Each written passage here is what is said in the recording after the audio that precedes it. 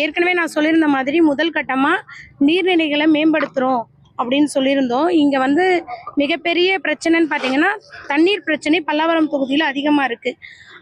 இங்கே இருக்கிற ஏரிகள் பார்த்தீங்கன்னா நிறைய ஏரிகள் சரியாக இல்லை. அதை தூர்வாரி மேம்படுத்துறதுக்காக நாம் வந்து ஒரு ஃபவுண்டேஷனோட முதல் கட்டமாக கைகோர்த்துருக்குறோம். சில ஏரிகள் 5 ஏரிகள் பண்ணுறதுக்கு திட்டமிட்டிருக்கோம். அந்த ஏரிகளை பற்றி நான் டிஸ்கஸ் பண்ணிட்டு அதுக்கப்புறமா உங்களுக்கு லிஸ்ட் அவுட் கொடுக்குறேன். தேங்க்யூ. இந்த பணியெல்லாம் எப்போ முடிவடையும்? இந்த பணி ஆல்மோஸ்ட் முடிஞ்சிருச்சு. இன்னும் கொஞ்சோண்டு பாத்வே மட்டும்தான் போட வேண்டியிருக்கு. இதை போட்டுட்டு மழை வரத்துக்குள்ளே இங்கே இருக்கிற கருவேல மரம்லாம் எடுத்துட்டு இன்னும் 1 மாசத்துல இந்த ஏரியை ரெடி பண்ணிடலாம்ல. எஸ். மொத்தம் எத்தனை ஏரிகள் இருக்கு மேடம் தொகுதியில்? எந்தெந்த ஏரிகள்லாம் இது தூர்வாரப்பட்டிருக்கு? மொத்தமாக பார்த்தீங்கன்னா நம்ம தொகுதியில் ஒரு 7-8 ஏரிகள் இருக்கு. இப்போ திருநெல்வேலி ஆல்ரெடி ப்ராஜெக்டில் பண்ணிட்டு இருக்காங்க. அதையும் இதே மாதிரி பண்ணுறதுக்கு ஐடியா பண்ணியிருக்கோம். இப்போ வந்திருக்க சட்டமன்ற உறுப்பினர் வந்து ஆய்வு பண்ணாங்க. அதை பற்றி என்ன சொல்லுங்க?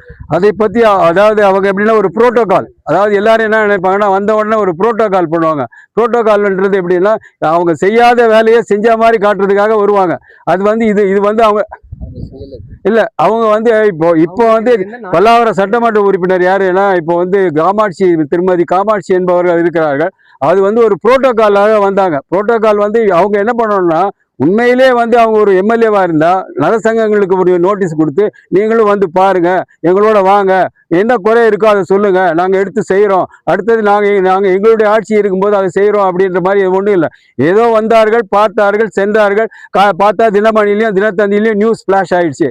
அந்த நியூஸை பார்த்த உடனே எங்களுக்கே ஒரு மாதிரியா இருக்கு. என்னடா இது, நம்முடைய அதாவது திராவிட முன்னேற்ற கழக ஆட்சி காலத்தில் செய்யப்பட்ட திட்டம் வந்து இப்படி ஆகி போச்சுன்னு எங்கள் லட்சுமி நகர் விரிவாக்க பொதுநல சங்கத்திலே மக்களுக்குள்ளே நாங்களே பேசிக்கிட்டு இருந்தோம். என்னங்க இது, நம்ம யாரோ ஒருத்தர் ஆரம்பிக்க யாரோ ஒருத்தர் கொண்டாடுறாங்க அப்படின்னு. சரி, அதுக்காக அது நடந்ததே தீரும். ஆனால் ஒரே ஒரு விஷயம் என்ன சொல்றேன்னா, திரும்பவும் சொல்றேன், இது வந்து இந்த திட்டம் வந்து நாடாளுமன்ற உறுப்பினர் TR பாலு அவர்களுடைய நிதியில் இருந்து பெற்று தருகிறேன் என்ற உறுதி அளித்திருக்கிறார். யாரு? முன்னாள் சட்டமன்ற உறுப்பினர். அவங்களால அந்த மாதிரி உறுதியெல்லாம் அளிக்க முடியாது.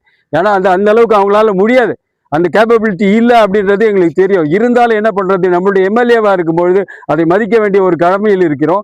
அதனால அவர்களை குறை சொல்வது பிரயோஜனம் இல்லை. ஒரு புரோட்டோகால் விசிட்டாக வந்திருக்காங்களே ஒழிஞ்சு அவர்கள் செய்யணுன்ற எண்ணத்தில் வரல.